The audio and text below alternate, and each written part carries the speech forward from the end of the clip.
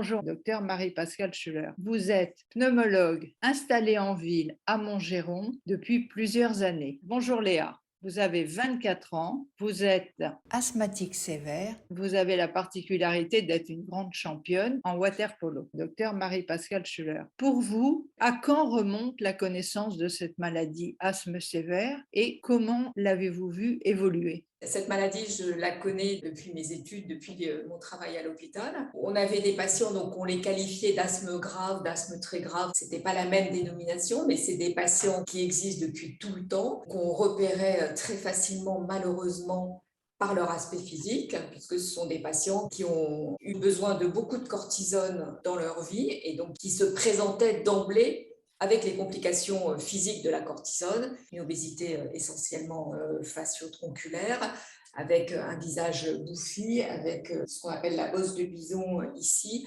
avec une peau très particulière qui est cette peau très très fine avec de la couperose. Ce qu'il y a de nouveau, c'est la façon de définir cette maladie, la façon de la caractériser, la façon de la prendre en charge et surtout, c'est l'arrivée de ces médicaments qui sont une vraie révolution, qui sont les biothérapies, qui permettent aux patients de retrouver une vie de meilleure qualité et moins de complications des corticoïdes.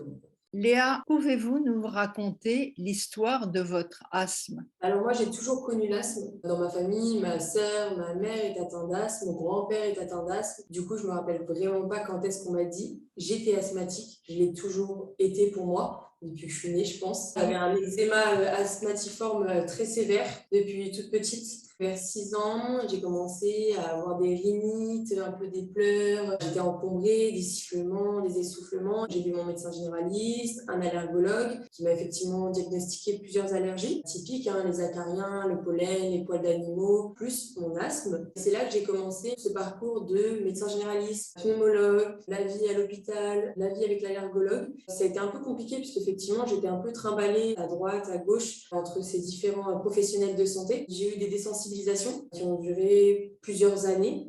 J'ai toujours eu un traitement de fond. Voilà mon parcours jusqu'à aujourd'hui, jusqu'à ma rencontre avec Marie-Pascale Schuller il y a maintenant presque 6 ans, qui m'a redonné un souffle à ma vie vraiment. Comment avez-vous compris et ressenti que vous aviez une maladie chronique, une maladie qui va durer? Je ne le comprenais pas étant jeune.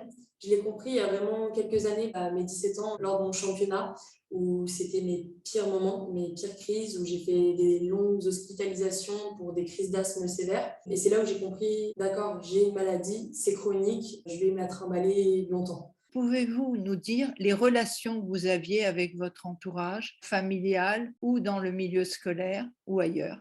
J'ai toujours été soutenue dans ma famille puisque c'est une maladie un peu familiale, on va dire. Je me rappelle quand j'étais petite, ma maman avait toujours mes médicaments. Dès qu'elle sentait que je sifflais, elle courait vite, vite. Il y a une très grande part d'anxiété avec l'asthme. Si on est chez des copains, chez des amis, toujours avoir ces médicaments sur soi. Et au niveau scolaire, c'était vraiment la primaire et le collège qui a été compliqué. On m'a toujours dit, il faut pas trop courir, on va déclencher l'asthme d'effort, faut pas faire ce type d'activité, on va déclencher une crise. Donc ça a été très compliqué. Tout de suite, on a le jugement des autres. Tout de suite, on avait ce jugement des enfants porté sur moi qui a été compliqué à vivre. Je me suis fait appeler la siffleuse très longtemps parce qu'effectivement, une crise d'asthme, ça déclenche des sifflements. Donc j'avais ce petit surnom, oh, il y a la siffleuse qui arrive. Ça a été très compliqué. C'est pour ça que je me suis réfugiée dans la natation.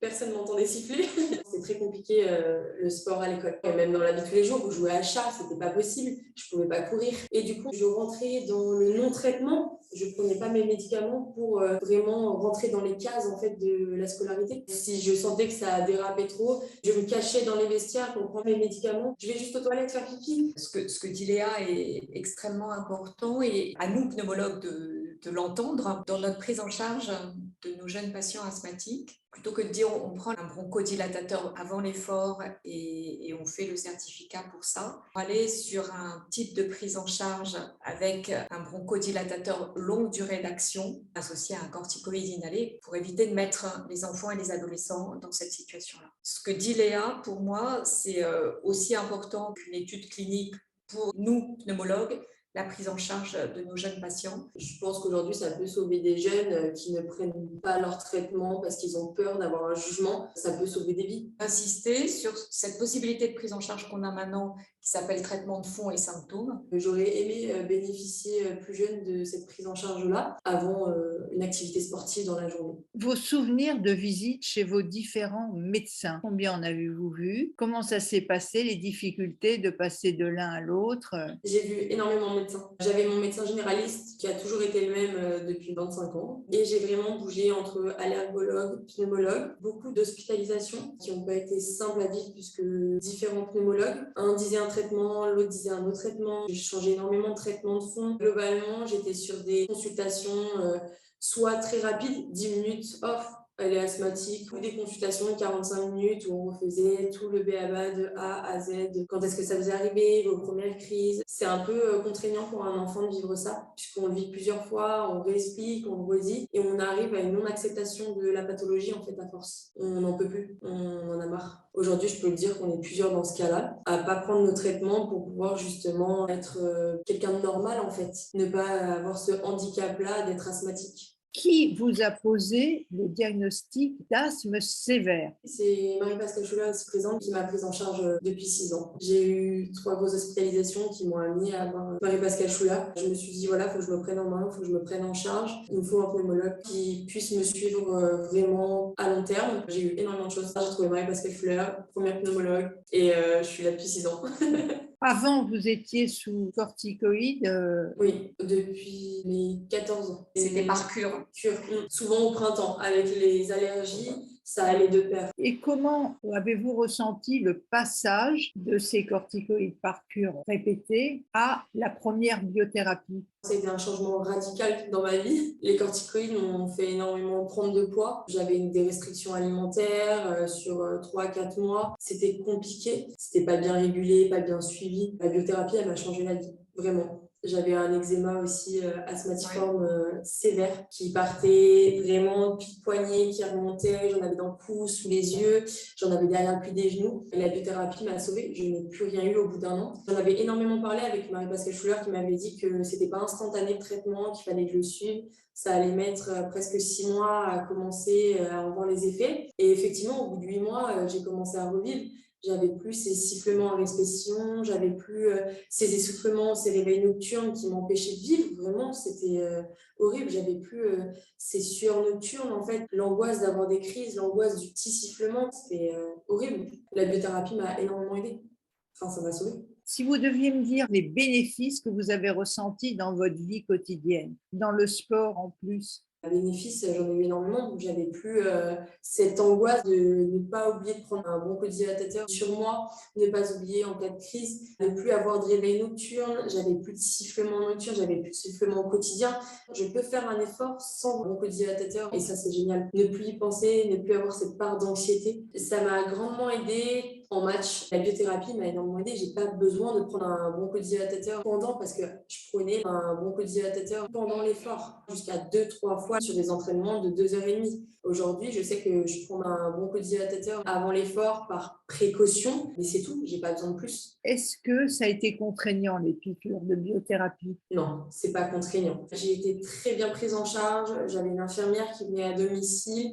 Ça a duré pas plus de 30 minutes, une fois par mois. Aujourd'hui, ils font des pompes. C'est une toute petite piqûre. Ça diffuse très lentement le produit. Donc, il n'y a pas de douleur abdominale qu'on peut avoir quand on fait des piqûres directement en sous-cutané. Docteur Marie-Pascale Schuller, est-ce que votre rencontre avec Léa a été une rencontre particulière? D'entendre Léa parler avec ses mots du cœur, ses mots de l'émotion, pour moi, c'est bouleversant. C'est une rencontre différente à chaque fois. Celle de Léa, c'est une rencontre comme une autre. Toute rencontre est particulière. Si j'ai un message à faire passer, quand on dit pour la prise en charge de l'asthme sévère, il faut avoir un recul d'au moins 6 mois pour évaluer le patient. Quand on entend Léa raconter son parcours d'asthmatique, elle sait qu'elle est asthmatique, elle l'est depuis tout le temps. Il faut savoir, nous, se dire, pneumologue, je ne vais pas encore attendre 6 mois de lui faire raconter son histoire et de voir comment elle évolue. Des fois, il faut savoir prendre la décision et mettre en place rapidement les choses. Comment s'est organisée sa prise en charge au démarrage de la mise sous biothérapie? Alors, le cas de Léa est particulier. C'était donc en 2016. C'était une prise en charge qui était différente. Je préfère parler de comment ça se passerait actuellement. Le diagnostic d'asthme sévère, ça se fait assez rapidement. Quand je fais l'interrogatoire, il y a un certain nombre d'examens complémentaires à faire pour s'assurer que cet asthme est bien une maladie asthmatique en tant que telle et ce n'est pas une autre maladie, ce qu'on appelle les diagnostics différentiels. Il y a des examens à faire pour s'assurer qu'on ne peut pas agir sur d'autres facteurs de prise en charge. Une fois que ce diagnostic est bien cadré, il y a la décision du pneumologue de mettre en place une biothérapie en discussion, bien entendu, avec le ou la patiente. Et c'est toujours bien d'avoir une décision qui est partagée, m'inscrire dans une réunion de concertation avec d'autres pneumologues qui ont cette habitude de prise en charge d'asthme sévère pour discuter du cas de ce patient et valider effectivement la prise en charge par biothérapie. Parce que les collègues peuvent mettre la lumière sur quelque chose qu'on n'a pas vu. C'est rassurant d'en discuter à plusieurs avant de mettre en place le traitement par biothérapie. Et après, j'en rediscute avec le ou la patiente pour réexpliquer tout ce qui a été dit en réunion et mettre en place le traitement. En théorie, ça reste une première prescription hospitalière sur une ordonnance particulière qu'on appelle ordonnance d'exception, souvent avec une infirmière qui vient à domicile pour aider à faire la première injection. Et très vite, les patients s'autonomisent. Certains préfèrent le faire par des infirmières, d'autres préfèrent le faire tout seul avec les pompes auto-injectables. Après, on s'adapte au ressenti de chaque patient-patiente. On va à la pharmacie du coin qui commande le médicament, c'est ça? Oui. On fait ce choix de mettre sous biothérapie parce qu'il y a un certain nombre de critères qui vont perturber sa vie. C'est les hospitalisations à répétition, c'est le handicap sur sa vie quotidienne. Les objectifs fondamentaux pour nous, c'est vraiment la diminution des exacerbations, la diminution de l'utilisation de la cortisone par la bouche, la diminution des hospitalisations, ultérieurement, éventuellement, la diminution de consommation du traitement de fond. Après, c'est les objectifs de chacun, chacune. Le sport, c'est quelque chose de très important. Si c'est un objectif dans la vie du patient ou de la patiente, c'est un objectif aussi d'évaluation. Donc, ce bilan pré-consultation, ça devient notre bilan d'évaluation à chaque fois en consultation. Les premières prescriptions, je les fais assez rapides, de 3-4 mois. Ça permet de revoir le patient. Je peux le revoir en téléconsultation ou au cabinet.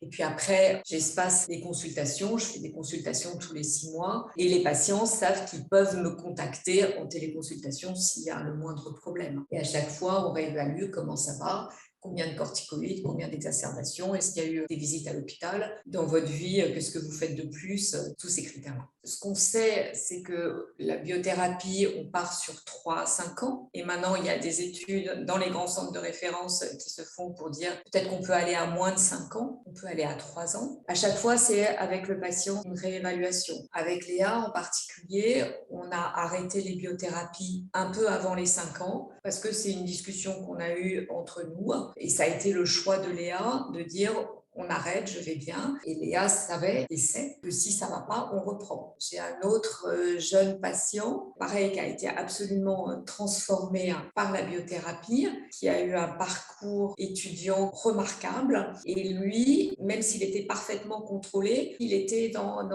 encore un peu. J'ai peur d'arrêter. Je suis dans une période de ma vie étudiante où je ne veux pas rechuter. Et donc, on a continué la biothérapie. Il a décidé d'arrêter parce qu'il était rentré en vie professionnelle.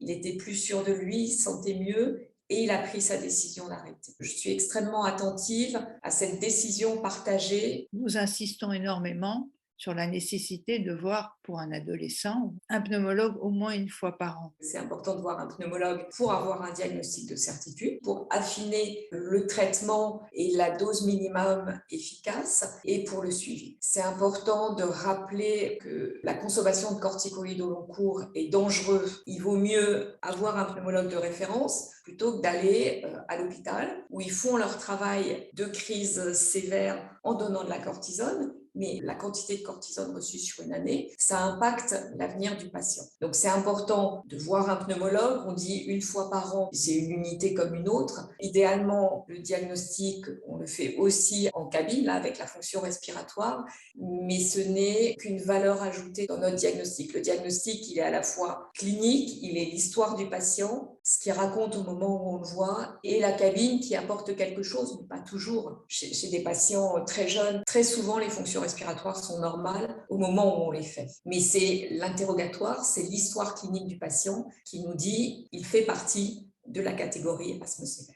Par rapport à un médecin généraliste, l'avantage que nous on a, c'est qu'on voit beaucoup de patients asthmatiques et c'est en voyant beaucoup qu'on arrive à mieux cerner. C'est la définition de la spécialité. On est plus compétent parce qu'on fait que ça. Et la multiplication des traitements, il faut pratiquer souvent. J'avais le sentiment que la mesure du souffle est plus adaptée aux pneumologues qu'aux médecins de ville, mais en fait, ça n'est pas le cas. Alors si, parce que les cabines comme ça, il n'y a pas beaucoup de médecins de ville qui les ont. Les médecins de ville peuvent avoir des petits spiromètres et s'ils le font régulièrement, c'est bien, mais là aussi, c'est une question d'habitude, de pratique de l'examen, d'habitude de voir les patients, vraiment d'expertise, parce qu'on voit beaucoup de patients asthmatiques. Vous êtes pneumologue de ville. En aval, il y a le médecin généraliste. En amont, il y a le service hospitalier asthme sévère. Pouvez-vous nous situer vos relations? Est-ce que vous êtes amené à discuter avec le médecin généraliste de Léa, par exemple? Concrètement, non. Le territoire de drainage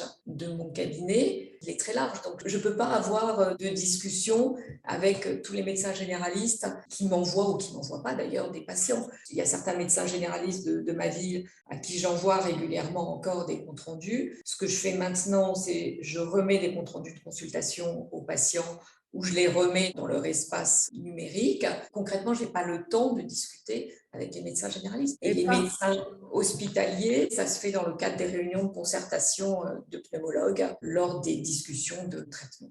Et vous n'êtes pas amené à rediscuter d'un patient? Si tout va bien, non. Ça peut arriver de dire je t'avais présenté tel patient, je l'ai mis sous biothérapie, c'est top, on a fait le bon choix. Si vous étiez amené à changer ou à envisager de changer de biothérapie? Ça s'appelle une difficulté de prise en charge. Donc forcément, je vais en discuter avec des collègues. Maintenant, je vais vous interroger toutes les deux sur la relation médecin-patient. Moi, j'ai retrouvé une pneumologue qui me convient très bien puisqu'elle est à l'écoute de ce que je ressens. Quand on a intégré la biothérapie ensemble, ça a été une longue conversation, les inconvénients, les bénéfices. J'ai été rassurée en fait sur cette maladie et l'intégration de la biothérapie m'a complètement sauvée. Aujourd'hui, je ne le cache pas, je ne me sens pas très bien. Ça fait 3-4 mois que je sens que mes crises, j'en ai de plus en plus. De nouveau, je suis réveillée la nuit. Au niveau scolaire, effectivement, j'arrive dans une période très angoissante, très stressante. On en discute, on se laisse la fin de l'été pour savoir si oui ou non on prend la biothérapie. Mais encore une fois, ça sera une conversation qu'on aura ensemble. Et c'est vrai que c'est agréable d'avoir enfin quelqu'un qui m'écoute en fait sur ce que je ressens et comment je le vis. Est-ce que vous êtes amené à utiliser des techniques respiratoires autres que médicales? Alors, je suis en école d'ostéopathie et en plus, j'ai fait du water polo. J'ai pas mal d'exercices, notamment la balance cardiaque, où c'est des respirations qui permettent de calmer souvent les angoisses, mais aussi pour pouvoir s'endormir, reprendre son souffle, entre guillemets. En natation aussi, on a beaucoup d'exercices respiratoires qui m'a beaucoup aidée dans la prise en charge de mes crises. Les patients asthmatiques ont tendance à faire ce qu'on appelle des syndromes d'hyperventilation. Quand il y a de l'hyperventilation qui est associée, je leur fais faire des petits exercices ici, prendre conscience qu'il ne faut pas respirer ce que j'appelle avec les épaules, mais avec la base du thorax et les abdominaux. Je leur dis qu'il y a des exercices qu'on appelle de la cohérence cardiaque ou des exercices de méditation avec des applications qui peuvent les aider à gérer cette anxiété associée à l'asthme. Qu'est-ce que vous auriez comme conseil à dire à des jeunes? En tant que patiente, prendre soin de soi, s'écouter, trouver les médecins adéquats qui pourront nous écouter pour trouver les meilleurs traitements, pas oublier de prendre son traitement. Je sais que c'est une maladie chronique, je sais que c'est une maladie certainement à vie, mais aujourd'hui, il y a les traitements qui sont là, qui sont faits pour. Ne pas hésiter à en parler parce qu'autour de soi, il y a forcément des gens qui comprendront, des amis, de la famille qui comprendra et il faut en parler. Il faut vraiment en parler si on a le moindre problème, le moindre souci, que ce soit avec un traitement, une prise prise de traitement aussi, puisque c'est pas simple la prise de traitement. Bien écouter ses médecins, bien écouter sa famille, s'écouter soi d'abord. Marie-Pascale, vous, en tant que professionnel, médecin, quelle est votre recommandation? C'est de voir un pneumologue, de raconter son histoire. C'est le traitement qui doit s'adapter au patient et pas le patient qui doit s'adapter à sa maladie. Aujourd'hui, on a vraiment des médicaments qui sont extraordinaires pour les patients et c'est à nous, professionnels et experts, à trouver le meilleur traitement pour que le patient puisse vivre une vie la moins handicapante possible.